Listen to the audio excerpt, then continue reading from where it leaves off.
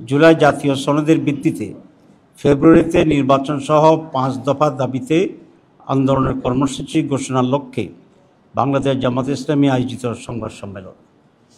প্রিয় সাংবাদিক বন্ধুগণ, আসসালামু আলাইকুম ওয়া রাহমাতুল্লাহি ওয়া বারাকাতুহু।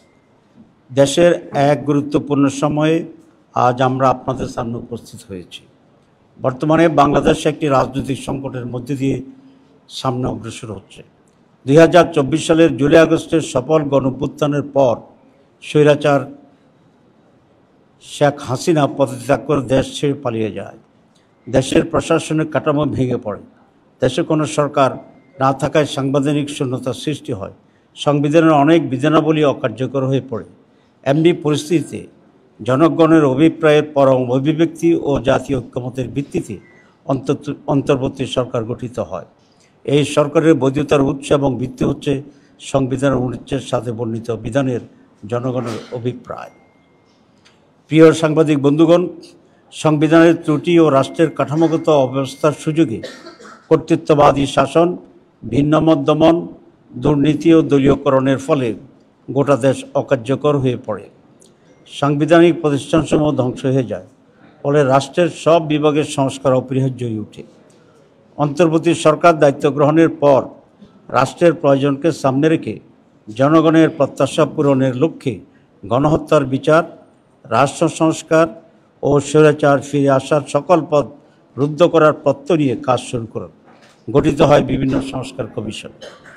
কমিশনগুলোর সুপারিশের ভিত্তিতে জাতীয় ঐক্যমত্য কমিশন 166টি প্রস্তাবের ভিত্তিতে রাজনৈতিক দলসমূহের সাথে আলোচনায় মিলিত হন।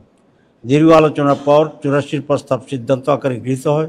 অনেকগুলো প্রস্তাবের সাথে দু একটি রাজনৈতিক দল ভিন্নমত পোষণ করায় অনেকগুলো গুরুত্বপূর্ণ সিদ্ধান্ত গ্রহণ করা সম্ভব হয়নি। প্রিয় সাংবাদিক বন্ধুগণ, সরকার ইতিমধ্যেই জুলাই জাতীয় ঘোষণা ও জুলাই জাতীয় সনদ প্রস্তুত করেছে।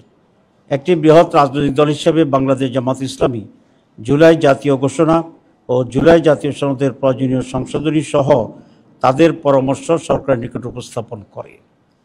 জামাত ইসলামী বরাবরই জুলাই জাতীয় সনদকে আইনগত ভিত্তি দেওয়ার বিষয়ে জোরালো ভূমিকা পালন করে আসছে।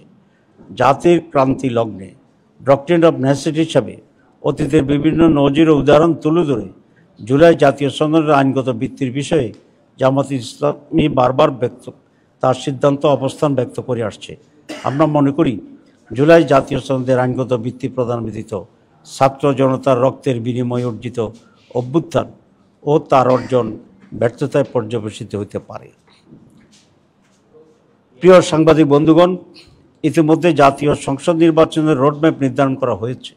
আমরা ঘোষিত রোডম্যাপ অনুযায়ী অবাধ, সুষ্ঠু, নিরপেক্ষ, ভয়ভীতিমুক্ত, গ্রহণযোগ্য নির্বাচনের লক্ষ্যে প্রয়োজনীয় পদক্ষেপ গ্রহণ করার আহ্বান জানিয়ে আসছি।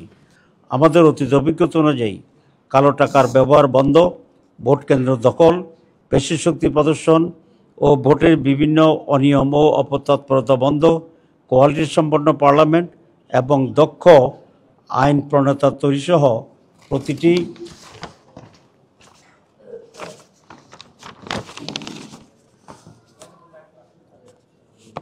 প্রতিটি ভোটারের মূল্যায়নের লক্ষ্যে পিআর পদ্ধতিতে নির্বাচনের জন্য জোর দাবি জানিয়ে আসছি। বাংলাদেশের অধিকাংশ রাজনৈতিক দল, বুদ্ধিজীবী, সাংবাদিক, কলামিস্ট, লেখক, গবেষক, শিক্ষাবিদ ও নানা শ্রেণী পেশার মানুষ পিআর পদ্ধতিতে নির্বাচনের দাবির সাথে একমত পোষণ করেছেন। প্রিয় সাংবাদিক বন্ধুগণ, আমরা লক্ষ্য করছি জনগণের দাবিসমূহ কার্যকর করার কোনো পদক্ষেপ গ্রহণ করা হচ্ছে না।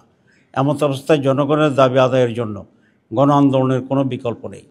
তাই জুলাই জাতীয় সনদের ভিত্তিতে আগামী ফেব্রুয়ারিতে অবাধ, সুষ্ঠু, গ্রহণযোগ্য নির্বাচন এবং জনগণের ভোটের প্রতিষ্ঠার মাধ্যমে বাংলাদেশকে একটি ন্যায়ভিত্তিক ও জবাবদিহিমূলক গণতান্ত্রিক রাষ্ট্র গড়ে তোলার লক্ষ্যে বাংলাদেশ জামাত ইসলামের পক্ষ থেকে আজ 15 সেপ্টেম্বর আন্দোলনের 5 দফা গণদাবি জাতির সামনে তুলে ধরছি।